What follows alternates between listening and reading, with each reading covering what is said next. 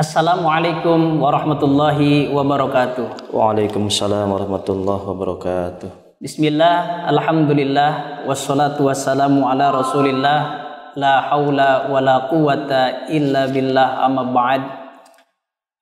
Kembali lagi bersama saya Gus Iip di channel YouTube Gus Iip Official. Alhamdulillah, pada kali ini saya tidak hanya sendiri yang biasanya menyampaikan cerita secara monolog.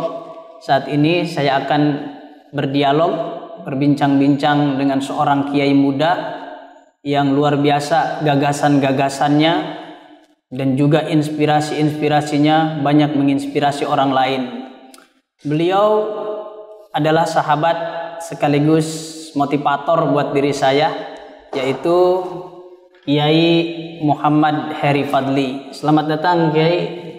Alhamdulillah. Assalamualaikum warahmatullahi wabarakatuh. Waalaikumsalam warahmatullahi wabarakatuh. Gimana, sehat? Alhamdulillah sehat. Alhamdulillahirabbil alamin.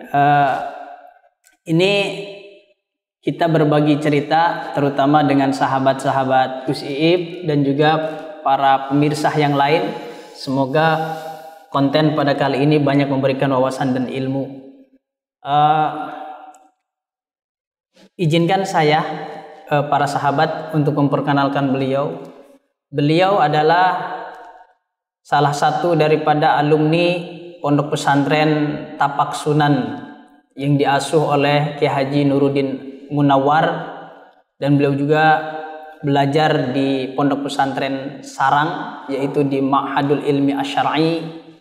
Alhamdulillah, beliau sekarang hampir sudah 12 tahun berkiprah dakwah di Bekasi ini, dan sekarang beliau sedang membangun sebuah pondok pesantren yang beliau namakan pondok pesantren itu Darul Fuqaha Indonesia. Ini mau bertanya nih Kiai, kenapa yang dipilih itu namanya Darul Fuqaha Indonesia gitu?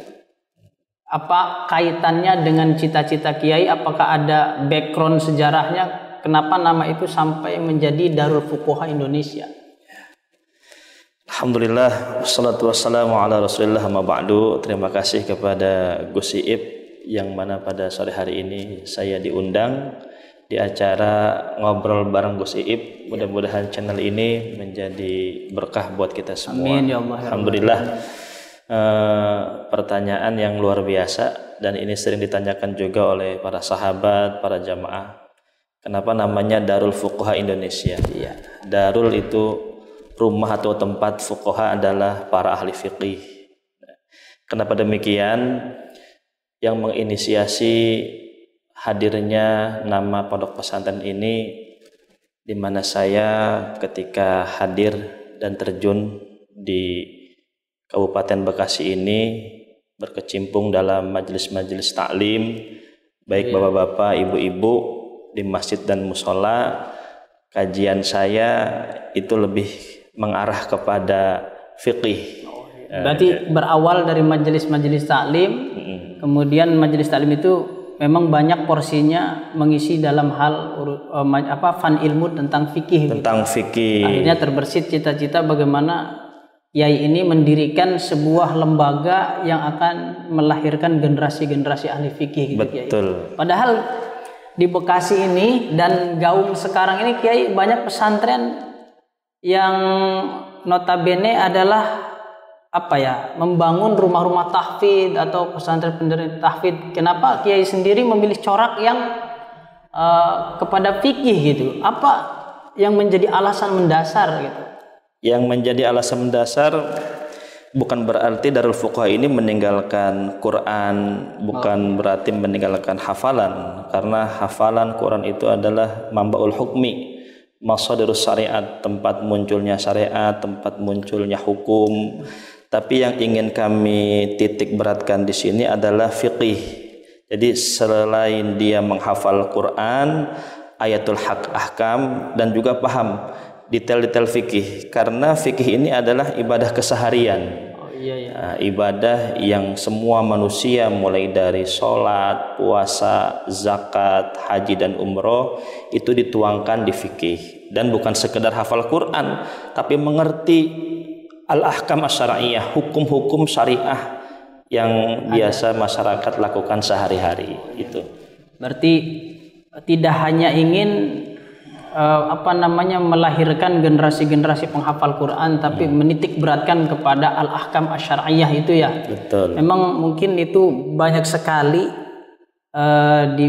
di kota-kota ini yang hafal Al-Quran, tapi mereka memang mengaku tidak mengerti tentang al-ahkam asy-syar'iyyah ini, Kiai. Mudah-mudahan pondok pesantren ini bisa menjadi cikal bakal, terutama di kota Bekasi, terus umumnya untuk seluruh Nusantara, bahkan insya Allah kepada dunia. Semoga melahirkan para ahli-ahli fikih. Amin. Sebagaimana saya jadi teringat maqalah Imam Asy-Syafi'i, beliau mengatakan, man ta'allamal Qur'an, barang siapa yang mempelajari, bukan menghafal sih ini.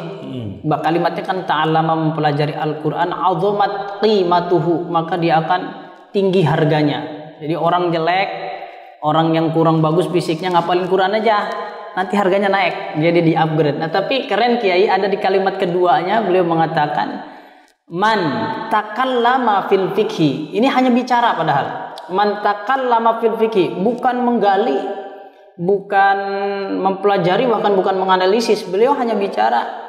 Man takallama fil fikhi, barang siapa yang berbicara tentang fikih, hanya bicara padahal kata Imam Syafi'i, bukan seorang penggali hukum ya, tapi dia berani bicara tentang fikih, maka dia nama qadruhu, derajat dia akan diangkat oleh Allah Subhanahu wa taala. Nah, semoga harapan dari saya dan mungkin dari Kiai, pondok pesantren ini bisa melahirkan orang-orang yang luar biasa. Amin, amin. Sudah berapa persen Kiai pondok pesantren ini berjalan? Alhamdulillah, progres pembangunan hampir 1 tahun ini sudah 80%. 80%, ya, tinggal 20% lagi, insyaallah. Itu memakan biaya berapa Kiai? Ya lumayan ya. Uang punya uang? Enggak punya. Kenapa bisa bangun pesantren? Inilah support dari Majelis Taklim Jalsatul Fuqaha yang luar biasa. Luar biasa. Mereka berdoa, yang punya harta menyumbang hartanya, yang punya potensi dengan pikirannya, yang punya doa dengan doanya. Inilah hadirnya Darul Fuqaha ini berasal dari majelis ke majelis. Insyaallah. Berarti ini dari mahabbah para jamaah yang bergabung dengan energi doa dan juga bahu-membahu dari masing-masing potensi ya Kiai, sampai seperti ini. Baik Kiai, ini menjelang Lebaran ini banyak fenomena-fenomena, diantaranya masalah zakat, kemudian masalah-masalah mudik ya. Pada kali ini mungkin kita bisa berbincang sedikit, berbagi kepada para sahabat-sahabat semuanya. Fenomena sekarang terjadi kembali pembahasan antara mana sih yang lebih utama Kiai, antara zakat dengan beras atau menggunakan uang. Itu mana yang lebih utama? Itu ada yang bertanya gitu lewat email, tapi ini adalah pertanyaan daripada para sahabat-sahabat semuanya. Barangkali Kiai bisa menjelaskannya lebih detail kepada. Kalau berbicara yang lebih utama tergantung kita melihat dari sisi mana. Gitu, ya. Apakah uang atau beras? Kalau dari segi kesepakatan para ulama, ya beras lebih utama. Ya, salah satunya madzhab kita Syafi'i. Ya. Tapi uang juga bisa dikatakan lebih utama, lebih afdal, karena suhulah wal afdaliyah wa ighna'ul fuqara, karena uang lebih mempermudah dan juga lebih memberikan kecukupan kepada fakir miskin. Termasuk yang berpendapat seperti ini adalah madhab Hanafi, boleh zakat menggunakan uang. Ya, tergantung kita mau dilihat dari sisi yang mana, beras atau uang, dua-duanya memiliki keutamaan. Oh gitu. Jadi antara beras dengan uang itu tergantung sudut pandangnya masing-masing. Bisa jadi lebih utama beras karena mengikuti kesepakatan para ulama, begitu Kiai ya. Karena jumhurul ulama lebih sepakat kepada kutul balad atau beras di Indonesia, bahan makanan pokok. Dan uang pun bisa lebih utama gitu ya Kiai ya. Betul. Tidak menutup kemungkinan ya. Karena apalagi apa? Zaman sekarang. Iya, as-suhulah wa ignaul fuqara. Jadi lebih memudahkan orang untuk berzakat dan juga mungkin lebih memudahkan para mustahik ya untuk mencukupi kehidupan mereka. Nah, antara beras dengan uang ini kan tadi Kiai sebutkan bahwa ada masing-masing perbedaan pendapat dari madhab yang Syafi'iyah dengan Hanafiyah. Kalau kita mau umpamanya nih Kiai mau berzakat dengan uang, itu bagaimana teknisnya gitu? Apakah mengikuti Imam Syafi'i separohnya takarannya atau memang ikut Imam Hanafi secara full? Itu bagaimana teknisnya? Ini banyak sahabat yang ingin tahu gitu. Ya, karena uang ataupun beras itu kan pendapatnya masih madhab al-mu'tabarah ya. Masih tidak keluar dari 4 madhab. Jadi tidak masalah kita memilih uang ataupun beras. Namun demikian ada ketentuan yang berlaku di dalam beberapa pendapat. Salah satunya kalau kita ingin menggunakan uang berarti kita pakai madhab Hanafi. Otomatis kita pindah intiqalul madhab. Pindah madhab itu ada 2 kemungkinan, ada fi jami'il mas'alah, ada secara keseluruhan kita pindah madhab baik takarannya ataupun makanan yang dikonversi. Ada juga yang pindah madhab fi ba'dil mas'alah, jadi hanya sebagian saja. Ini berlaku talfik, tapi talfiknya laisa bimamnu'in, talfik yang tidak dilarang. Jadi talfik di sini adalah kita zakat menggunakan uang, tapi takarannya masih menggunakan Syafi'i. Boleh itu Kiai? Boleh, tapi berasnya menggunakan Syafi'i min qutil balad. Tidak menggunakan bahan makanan pokok yang dimaksud oleh Imam Hanafi. Jadi talfik dalam masalah zakat dengan uang ini masih dalam kategori talfik yang diperbolehkan gitu. Yang diperbolehkan. Ukurannya berapa sih Kiai itu ya untuk beras zakat? Ya, menurut Baznas dan lembaga Basul Masail yang sudah dikeluarkan dan kitab-kitab Mu'tabarah diantaranya Fiqih Manhaji, kemudian Fiqhul Islami wa Adillatu dan Taqrirat As-Sadidah, itu perbedaan pendapat hanya sekitar 2,5, 2,7 atau dan ihtiyat lagi 3 kilo beras. Berarti hanya beberapa on saja bedanya ya? Iya. Ya. Berarti boleh para sahabat berzakat dengan uang. Apakah perlu diniatin niat pindah madhab apa tidak ini? Tidak usah. Langsung aja gitu niat zakat dengan uang gitu. Zakat. Oh, jadi tidak harus niat bahwa saya zakat dengan uang mengikuti madhab Hanafi, tidak harus. Tidak harus. Yang penting kita tahu ketika zakat dengan uang kita sedang taklid kepada Hanafi. Dan itu harus ngerti itu. Kalau nggak tahu boleh, karena al-awam la madhabalah. Oh iya, berarti awam itu cocok-cocokan aja ya. Cocok-cocokan. Ketika melakukan amal cocoknya sama Syafi'i, berarti dia lagi pakai Imam Syafi'i. Tapi nggak disebut talfik itu. Tidak ya? Tidak, orang awam bebas.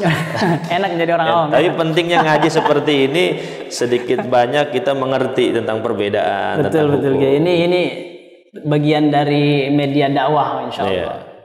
Nah itu kan lebih utama, ada yang jawab, ada yang bertanya mana yang lebih utama antara beras dengan uang. Semuanya afdal, tergantung kondisinya masing-masing. Ya, bagi para sahabat yang bertanya tentang hal itu, mungkin jawaban itu bisa untuk hujah argumentasi yang lebih mendalam. Silahkan yang pilih beras boleh gitu Kiai ya, yang pilih dengan uang boleh. Nah ada lagi Kiai, sekarang zaman teknologi semakin modern. Jadi ada zakat melalui transfer. Nah itu gimana? Apakah boleh zakat ini ditransfer gitu Kiai? Zakat ditransfer. Terus yang menjadi masalah di mana?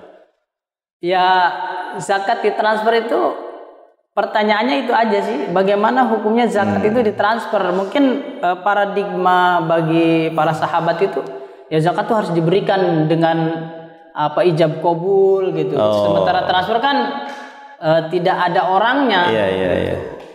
Gimana tuh Kiai? Zakat melalui transfer atau sering dikatakan juga zakat melalui aplikasi online. Iya, bisa jadi itu ya. Jadi perlu diketahui zakat ini berbeda dengan nikah. Nikah memang ijab kabul fi majlisin wahid, menyerahkan dan menerima itu harus ada dalam pernikahan dalam di satu majelis gitu ya. Nah, tapi berbeda dengan zakat. Sedekah, hadiah, hibah, zakat itu tidak disyaratkan ijab dan qabul. Yang penting ada niat dari muzakki. Niat itu kan penting ya, innamal a'malu binniyat. Nawaitu an ukhrija zakatal fitri an nafsi lillahi ta'ala. Dan yang kedua ada tahwilul milki, ada pemindahan kepemilikan dari si malik pemilik harta dan kepada amil atau mustahik. Yang penting ada dua itu. Dan transfer sudah cukup. Niat ketika kita ingin mentransfer dan pemindahan kepemilikan dari muzaki ke amil. Ketika saldo itu sudah berpindah kepada ketika uang itu sudah berjalan berarti kepemilikan itu sudah berpindah. Dan sudah cukup sah zakat dengan aplikasi online ataupun via transfer. Oh iya. Begini ada pertanyaan juga, apakah zakat itu harus disampaikan kepada panitia atau disebut sekarang itu amil, mungkin panitia juga bisa disebut amil ya. Apakah diantarkan saja kepada para mustahiknya? Lebih utama mana itu Kiai? Diantarkan ke panitia atau langsung diantarkan kepada para mustahiknya? Ya, jadi boleh dua-duanya. Jadi kalau ke panitia kan kita lebih menganut ta'mim ya, ta'mimul asnaf wa taswiyatu kulli ahadin min sinfin. Jadi iya, betul. Merata.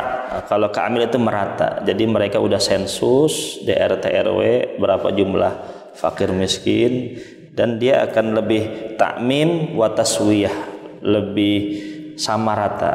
Tapi juga tidak salah kita langsung kepada mustahik, apalagi dzawil qurba, mustahik yang masih mempunyai hubungan kekerabatan, hubungan darah. Kita punya bibi, punya keponakan yang fakir miskin, langsung kita kasih zakatnya. Itu juga lebih utama. Di sini juga kita boleh memilih. Gitu ya. Memang Islam itu mudah sebenarnya. Mudah. Ya. Cuman kita kadang-kadang berparadigma yang sulit-sulit gitu ya.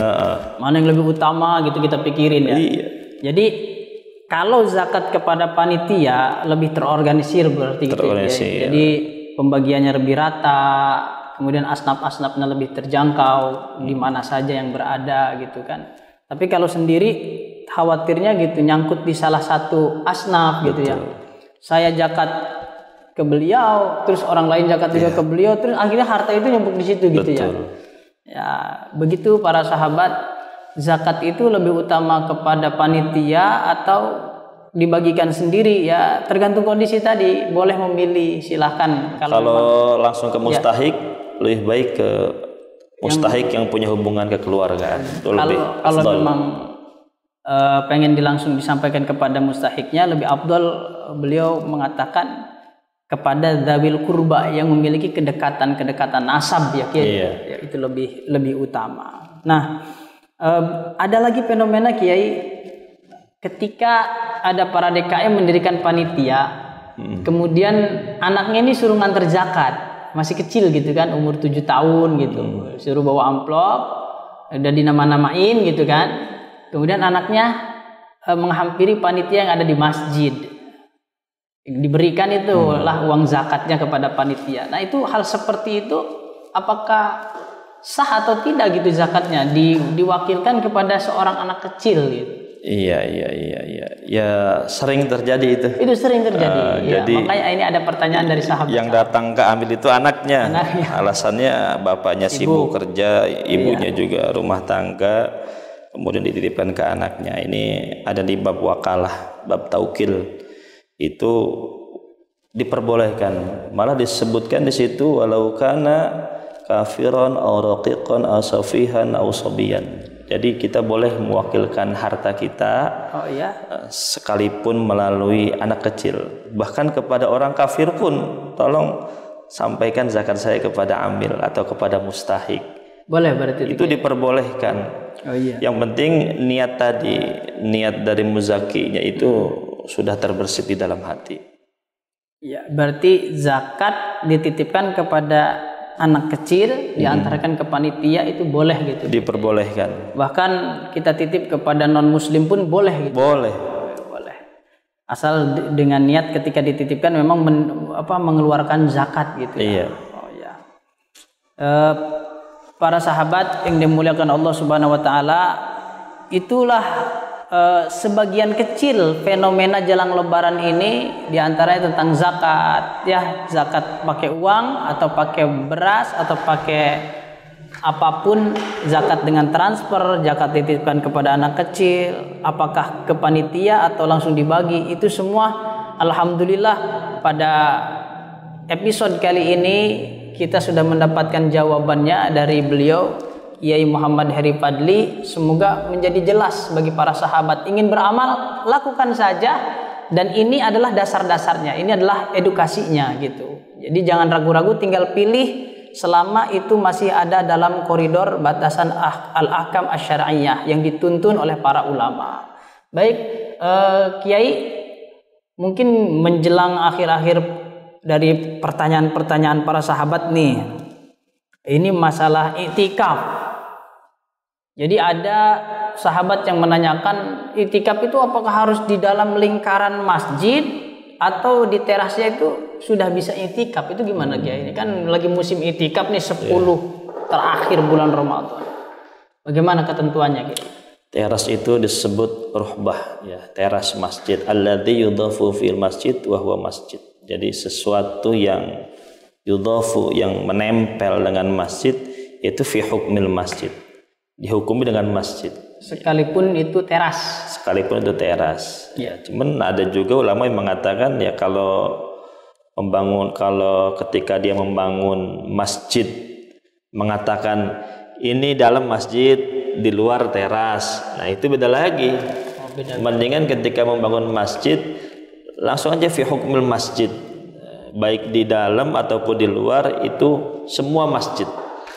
Bahkan ada ketentuan kalau dibangunnya berbarengan dengan masjid, alladzi yudhafu fil masjid wa huwa masjid, sesuatu yang bersandar dengan masjid itu dihukumi masjid. Jadi boleh itikaf di teras masjid, nggak jadi masalah. Itikaf di teras masjid boleh berarti, boleh. Karena ma yudhafu ilal masjid bahwa masjid gitu. Oh, berarti nanti bahaya berarti Kiai kalau ngobrol masalah dunia di teras itu. Gak boleh berarti Kiai. Sama dengan di masjid. Sama berarti di masjid. Atau gimana ada orang rokokan gitu. Iya.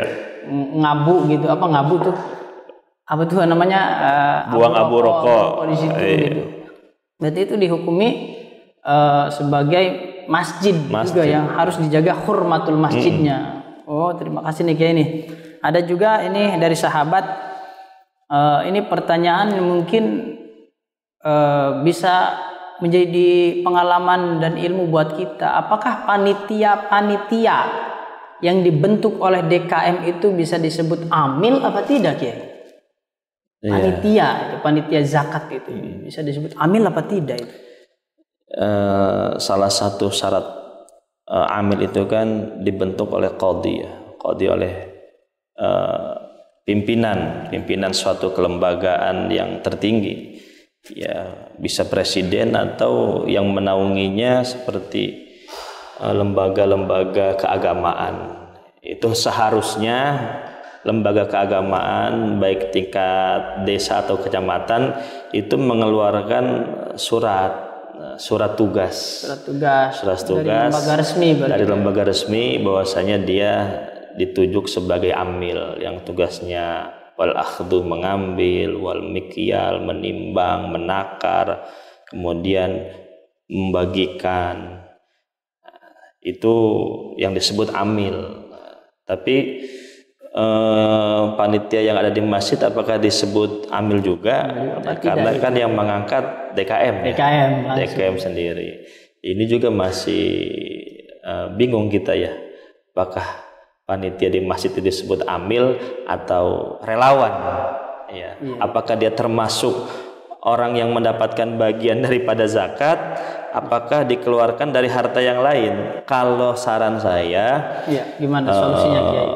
Panitia yang ada di masjid yang tugasnya memang seperti amil ya, tapi tidak dibentuk oleh lembaga resmi, itu mereka jangan diberikan bagian dari harta zakat, tapi diberikan bagian dari harta selain zakat, seperti sedekah atau infak.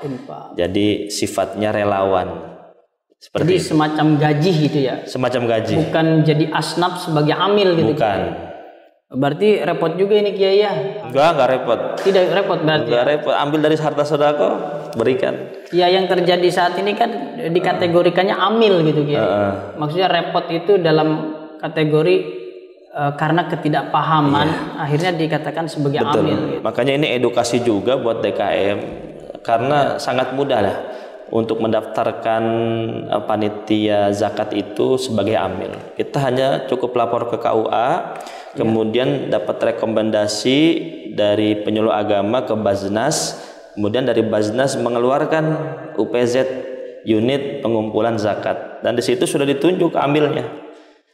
Makanya berarti sebenarnya mudah itu Kiai ya. Ada langkahnya, prosedurnya ya. ada prosedurnya.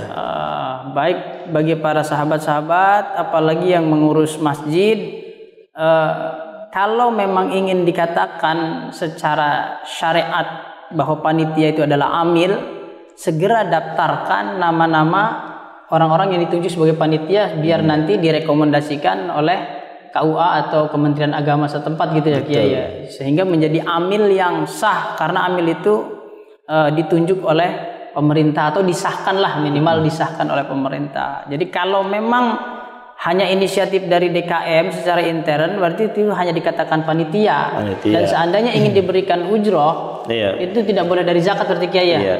Hanya dari sedekah atau dari apa gitu. Ya seperti itu para sahabat Gus Iib yang dimuliakan Allah Subhanahu wa taala. Mungkin kiranya ini menjadi pengetahuan yang baru bagi kita dan bisa kita amalkan. Nah, ada lagi Kiai, ini fenomena jelang Lebaran, karena tema kita adalah fenomena jelang Lebaran, jadi hampir semua materi masuk ke dalamnya. Ini ada pertanyaan, bagaimana hukum menukar uang? Umpama 100.000 tapi diberinya 90.000 tuh Kiai. Nah ini bagaimana Kiai menyikapi hal yang seperti ini, udah menjadi budaya dan tradisi di negara kita ini? Iya. Fenomena tukar uang ya. Ada yang 100.000 dengan 90.000, ada yang 100.000 dengan 110. Betul. Ya. Jadi tukar uang pecahan ya. Iya. Itu ulama mengatakan riba itu kenapa? Karena uang itu termasuk barang ribawi. Kan barang ribawi ada dua, ada naqdiyah, ada mat'umah. Ada emas dan perak, ada juga barang makanan, bahan makanan. Ya. Itu uang itu disebutnya fulus. Fulus itu al-awraq an-naqdiyah, ilhaqan minadz-dzahab wal fiddah. Jadi uang itu disamakan dengan emas dan perak. Otomatis kalau ada kelebihan ya berarti kan riba fadl ya. Iya, riba fadl. Kalau ada kelebihan disebutnya riba.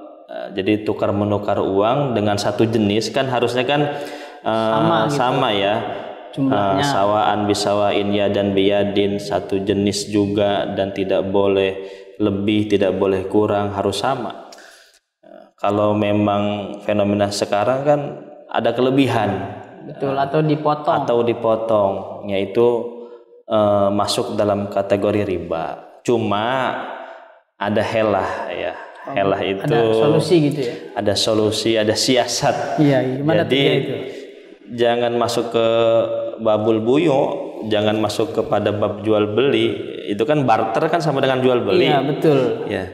Itu nggak boleh ada lebihan. Jadi masuknya ke babul ijaroh. Jadi ketika kita memberikan lebih, itu lebihannya itu masuk dalam kategori ujroh, upah. Upah dia membawakan uang baru gitu. Membawakan uang baru. Tukar menukar sama, 100.000 pecahan ditukar dengan 100.000. Ya. Tapi adapun lebihnya itu masuk upah. Upahnya dia sudah bawa uang, sudah menukarkan uang di bank.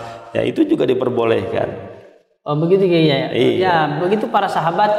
Jadi fenomena menukarkan uang jelang Lebaran ini pada dasarnya hukumnya adalah riba ya Kiai ya. Jadi itulah fenomena-fenomena yang terjadi pada saat-saat jelang Lebaran ini. Semoga para sahabat semuanya mendapatkan keberkahan dan ilmu pengetahuan yang bermanfaat sehingga mendatangkan rahmat dan barokah dari Allah Subhanahu wa taala. Amin. Kiai, mungkin kiranya itu dulu pertemuan kita pada kali ini. Semoga bisa memberikan edukasi. Nanti di podcast-podcast berikutnya insyaallah kami akan banyak bertanya wabil khusus tentang fikih nih Kiai, karena banyak di komentar itu katanya, Gus bahas fikih dong. Tapi saya selalu melempar ke Kiai, kata saya kalau fikih tolong tengok YouTube di Darul Fuqaha Indonesia gitu, karena kan saya bukan kapasitas untuk menjawab masalah-masalah fikih. Jadi insya Allah nanti para sahabat-sahabat Gus Iib yang ingin bertanya tentang fikih boleh silahkan di komentar pertanyaannya apa, nanti akan kita tampung dan kami akan mengunjungi narasumbernya agar diberikan penjelasan yang lebih mendetail dan sehingga menjadi ilmu pengetahuan untuk kita semuanya. Baik, terima kasih banyak Pak Kiai sudah menyempatkan waktunya. Semoga barokah dan pondok pesantrennya semoga cepat diselesaikan oleh Allah Subhanahu wa taala. Jangan lupa buat sahabat Gus Iib, ini ada pondok pesantren, ada lahan yang luar biasa. Apabila kita ikut serta dalam membangun pondok pesantren dengan wakaf ataupun infak sedekah, maka sekali kita infak, kita telah berinfak kepada ribuan santri, seterusnya dan seterusnya, bahkan masjidnya, imamnya, gurunya, terasnya, speakernya, lampunya kita hidupkan. Itu maknanya luar biasa, pahalanya berlipat-lipat ganda. Silahkan nanti kalau mau donasi ada rekening di bawah ya, dilihat di bawah atau konfirmasi kepada nomor WA yang ada di bawah ini. Itu saja, semoga bermanfaat. Pantengin terus Gus Iib Official. Assalamualaikum warahmatullahi wabarakatuh. Waalaikumsalam warahmatullahi wabarakatuh.